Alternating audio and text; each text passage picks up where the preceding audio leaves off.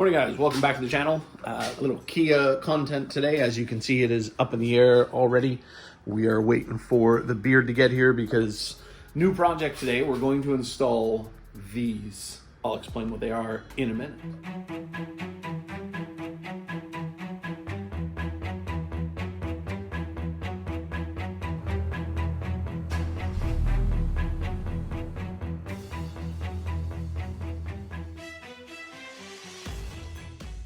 So these little doodads, well, I could be wrong. whatever you want to call them, they are called rigid collars. Thanks to Rob for sending these out all the way to Australia from Canada from Unique Performance. Guys, check it out. I'll put a link in the description below. We'll get them installed and then we'll take the car for a little drive. I'll also get underneath and show you which bolts they go on. Thanks to Anthony in the US of America for sending me some pictures so I didn't have to do some of the research because they're different on some cars. So thanks, buddy, for sending those out, and we'll get to it. Yes, rigid collars, Lee. That thing. You can see through there. Yeah, we're gonna install these on the car. How hard can it be? There's 8 of them, 4 in the back, 4 in the front. And what they're designed to do is you take the bolt holding the subframe, put this in where the bolt goes, and then reattach the bolt. And what they're designed to do is take up the slack. So when cars are manufactured from the factory, tolerances are not as tight as they could be for ease of assembly. Loose is fast and on the edge of out of control. So they make everything a little bit bigger to put everything together quicker. So what these do is they will take up all that slack. So there's less flex in the suspension and subframe because there's not as much area for the bolt to move left and right. So tightens everything up basically, if that makes sense. Are we going to change NVH? Which is noise, vibration, and harshness for the non-car people. I hope not. How are we going to know if it's made a difference? Yeah. Use the Force, Luke.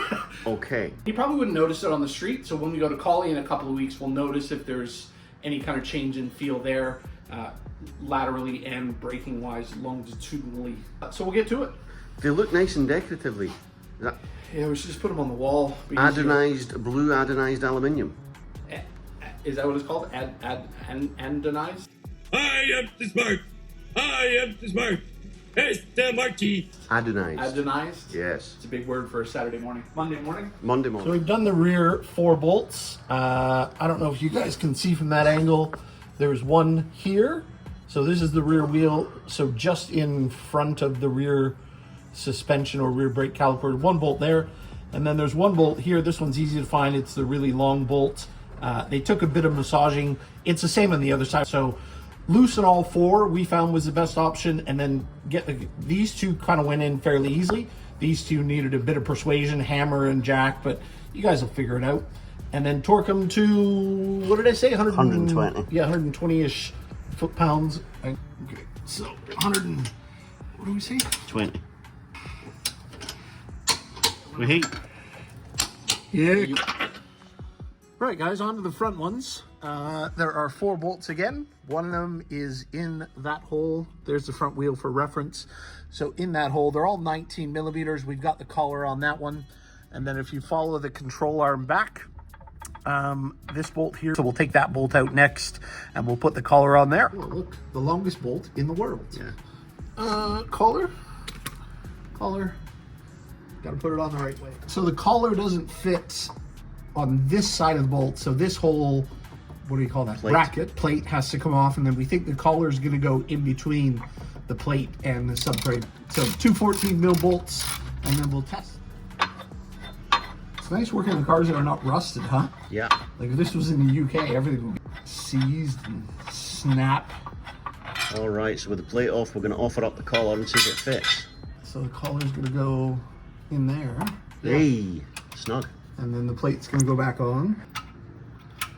This is the bolt that the collar's got to go in, but you got to take the bolt out, then those 14 mil bolts out, take that plate off, the collar goes in between the plate and the chassis, and then put the plate back on, and then tighten everything back up. How'd you go, Lee? Ninja roll. Everything's torqued. Yeah. I don't like working on cars underneath the car. It's not fun.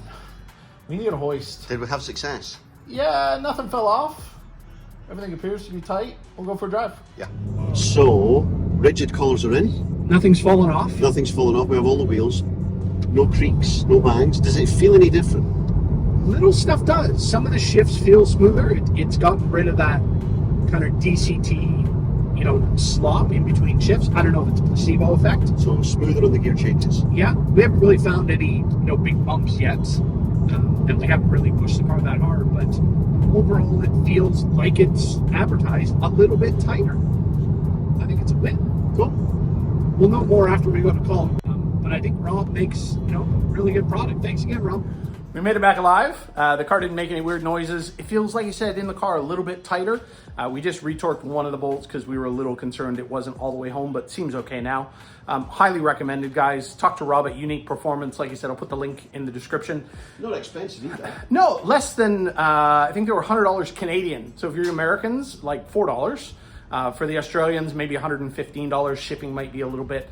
But I think well worth it. It's almost as big of an improvement as any other suspension mod I've done. So definitely look into it. We'll have more to report after Collie Track Day in a couple of weeks, and then maybe we'll do it to the BMW. I don't know if they make it for the BMW. No idea. We're not going to do it to the BMW. As always, guys, like, subscribe, comment, smash buttons. We'll be back later. So I've had the rigid collars on the car for about a week now. Daily drive it back and forth to work over the same roads, and I do have to say it feels a lot more solid over the bumps, over curbs, like when you go in and out of car parks, things like that. So all in all, guys, I think I mean, for $100, it's a great suspension upgrade. Unlike any other suspension upgrade, really, other than, you know, if you're going to do bushings in all the control arms. So definitely well worth it. Have a look into it. Rigid collars. It's kind of like suspension magic.